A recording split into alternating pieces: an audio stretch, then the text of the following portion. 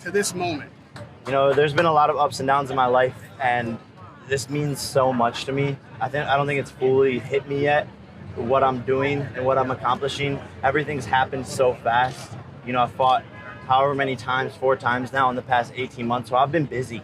I haven't really had time to reflect. That's why the workout just now is sort of just looking around. Like, this is the city that built me, crafted me into who I am, and I'm trying to soak it all in because I don't think you live moments like this twice. This is a once-in-a-lifetime opportunity to come back to my city and have a massive fight and to put on an amazing show and to inspire the young kids here. So it's been a crazy journey, and I feel like it's so much has happened, but I also feel like I'm just starting. And lastly, Jake, a moment like this, it doesn't come from most athletes.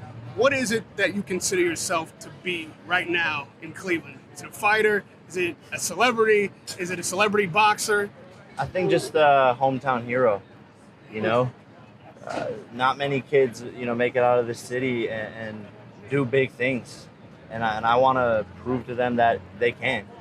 And I want to put on an amazing show, knock this guy out, and go down in the history books. You know, not many fights have happened in Cleveland. So hopefully we can make some history here, and this one can be remembered forever. How confident are you feeling? I quite literally couldn't be any more confident. You know, this is what I do it for. This is game time, show time.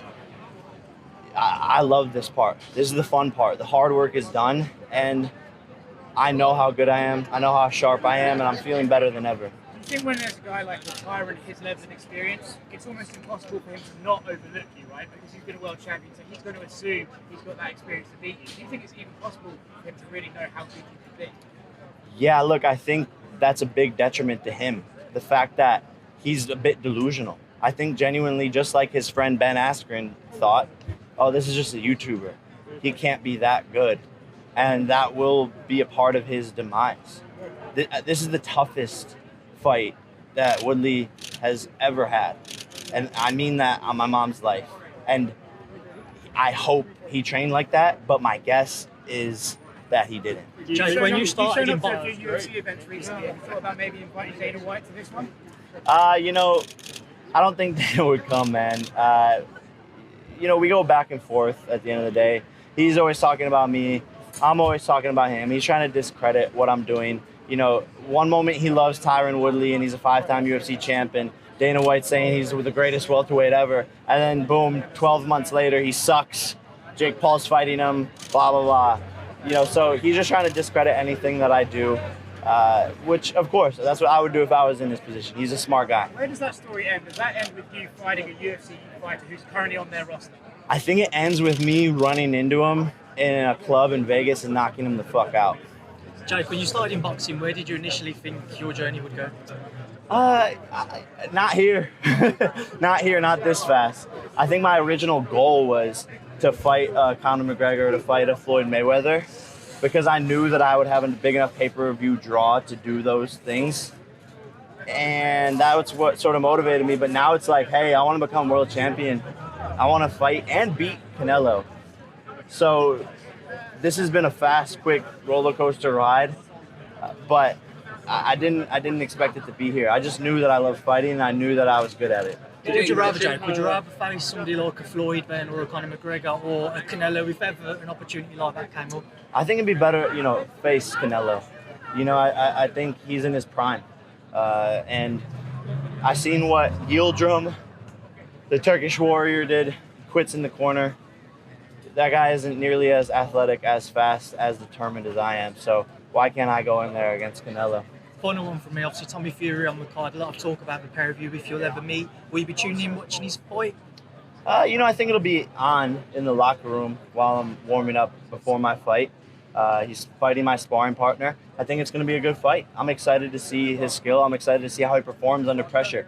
He's never been at a stage like this. He's never been in the U.S., and he's got a tough fight ahead of him. Hey Jake, that hit list that you put out, you had extra names like a Javante. You put a nice tweet out there, you know, based off the playing thing. But is that a thing both you guys pay-per-view, you know, Showtime fighters, or is that just kind of a little fun? You know, it could be a thing. It could be a thing. You know, who else is a big boxer out there that is becoming a household name, that is young, active, and can actually sell pay-per-views. So that's why I put his name on there. And I know I'll beat him, right? You saw what my brother did to Floyd. Gervonta's no Floyd, and look at the size difference. So, you know, if Gervonta wanted that, he can get that any day of the week for sure. Jake, were you surprised by Jorge Masvidal's prediction for this fight against Woodley? I wasn't surprised by Masvidal. You know, that he has the same managers as Woodley, and the guy's kind of an airhead. Like, let's be honest, Masvidal's not smart. Does anyone here listen to a Masvidal interview and go, wow, that guy is intellectual and he's a smart guy, and the way he talks, he's very well spoken. I don't think anyone says that. He's a, you know, street fighter gangster who got knocked the fuck out in his last fight, so maybe he's losing a couple brain cells. Is that a future fight for you think? I would love to fight Masvidal. I think it could very, very much so happen. Jake, so originally when you fought Ben Askren, he was all supporting and all stuff, and then you kind of just switched up and put some tweets, kind of saying, all right, you know, well, why did you change? You went from like a supporter to like now kind of discrediting 50 Ben Askren? Oh no, Masvidal. He was like, like, you know, rooting for, you know, kind of had Look, hoes will be hoes. Bitches will be bitches. If you want to switch up and act like that, one moment he's my friend, texting me saying, yo, let's train. Yo, let's do a video together. Yo, can you come to my bakery down the street? I want to do a little thing with you. And then, oh snap! All of a sudden he wants to switch up. Cool. That's not how I was raised. Not here in Ohio. If I'm your friend, I'm your friend. But if he wants to switch up, hoes will be hoes. Where do you want Tyron to get his tattoo? Oh man, I think he's gonna get it on the bottom of his foot. But we have a tattoo artist coming to the fight, so he has no excuses. Who's the tattoo artist? Tattoo Baby. Tattoo Baby? Yeah. So she's world famous, one of the best tattoo artists. So I'm excited because I'm gonna send her into his locker room after the fight. Jake, I know you said Tyron's delusional. Do you think being at the top of the fight game period, you need to be delusional to a degree? Because people would hear you calling out Canelo and they call you delusional. Yeah, no, you're 100% right. And I think I am definitely partially delusional with how confident I am in my ability. Confidence is different than, you know, underestimating somebody. I saw that with Ben Askren. He underestimated me. He came in and wasn't prepared. And by the way, you know, show me who your friends are, and I'll show you who you are. So Ben Askren and Tyron Woodley are hanging out. They're buddies. If Ben's an idiot, Tyron's an idiot. That's the way I look at it. Did you get a chance to see the Pacquiao fight? Just curious, because I know you're a big boxing fan. Yeah, I saw it. You know, Ugas fought an amazing fight, and, you know, Father Time catches up to these people. You see it with Mayweather. You see it with Pacquiao now. And Ugas was prepared, man, and was counter-punching, throwing that overhand right, not letting Pacquiao get off. So credit to him, and, you know, Pacquiao's still a legend. He's one of my inspirations. I love the guy. I wish him nothing but the best, but, you know, sometimes you got to hang it up. Jake, is the hat just a Disney kid? Is that something to, like, remind you of your past at all, or is it just more of, like, a marketing type of thing? You know, a little bit of both. I mean, a little bit of a troll. It's just like Tyron saying, you know, this is just a Disney kid. He thinks I'm saying it as like an excuse so that if he beats me, I could just be like, oh, I'm just a Disney kid. It's not at all. It's just because I think it's hilarious. Like, I posted a video today wearing a face mask with pigtails. You know, I'm just an idiot. Like, I don't know. I'm just having fun, trolling, making fun of the fight game. Everyone takes it too seriously and tries to be so macho. I'll walk out to the damn fight with a fucking dress on and a tutu and beat his ass. Hey, Jake, what do you make of the physique of Tyron in terms of coming into a boxing match? I'm kind of curious to pick your brain on that. He looks good. You know, he looks in shape. The six-pack is back.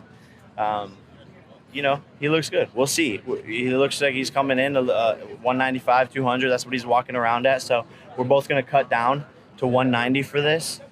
And he looks powerful, strong. He looks like he has that muscle. So we'll see, you know. How much do you weigh now?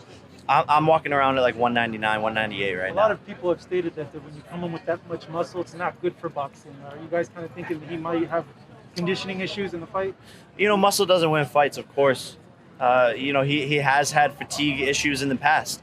But that's what I'm saying. Like, I hope he trained to go hard 8 rounds. Like, I'm pushing the pace. Like, I'm not the type of fighter to just, like, sit there and chill out. I'm pushing the pace. I'm going to take him, and I'm going to drown him. All right, two more guys. Hey Jake, on the All Access, a lot of times people view you as a villain, but you've shown a lot of like who you are, and it obviously seems that you like playing to entertain, but obviously, you want to be appreciated. And some people might discredit the Tyron Woodley fight as always, but like, is your ultimate goal is to like also be viewed as like a legit fighter, be loved and appreciated, outside just a villain? Yeah, I think that'd be cool. I'm just gonna be me, and people can turn it in and see and interpret it however they want to interpret it. But I'm always gonna be me. I'm having fun, and I think the people, the legends, the OGs, the smart ones, the Mike Tysons, the Evander Holyfields, the Charlo brothers, they've all shown me love. They've all shown me respect. They've all sort of taken me under their wing, and the boxing community, I think, will see that, okay, this kid is just doing it a little bit differently, but I respect it. I want boxing to take over MMA, the NFL, the NBA. We want violence. Everything's getting soft. Football, you can't hit to the head. You can't hit below the knees. What the fuck is that? We want violence. This generation is all about authenticity, and everything's going down, getting more boring, and fighting's getting more exciting. All right. Purchase